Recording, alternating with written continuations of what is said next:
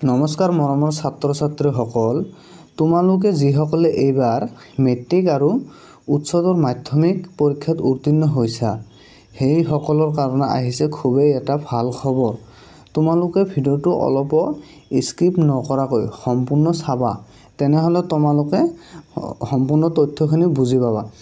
যোৱাবাৰ যিসকলে মেট্ৰিক আৰু উচ্চতৰ মাধ্যমিক পৰীক্ষাত উত্তীৰ্ণ হৈছিল সেইসকলৰ টকা দি কলেজত নামভৰ্তি কৰিব লাগিছিল, কিন্তু এইবাৰ হেতু মুখ্যমন্ত্ৰী অৰ্থাৎ হিমন্ত বিশ্ব শৰ্মাই হেতু হাল সলনি কৰিছে।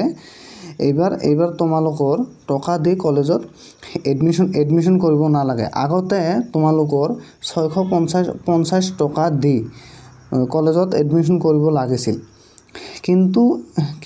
কিন্তু যিসকলৰ ৰেচন কাৰ্ড আছে সেইসকলে এইটো সুবিধা পাব, আৰু যাৰ ৰেচন কাৰ্ড নাই সেইসকলে টকা দি কলেজত এডমিশন কৰিব লাগিব। আশা কৰোঁ তোমালোকে বুজিব পাৰিছা যে এইটো সুবিধা কোনে পাব আৰু কোনে নাপাব।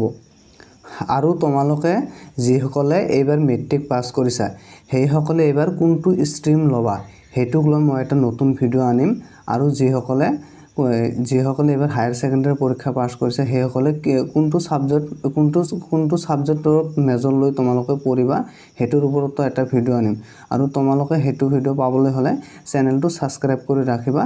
মই তোমালোকক সুন্দৰকৈ সেইটো ভিডিঅ'ত বুজাই ক'ম। আজি ইমানেই।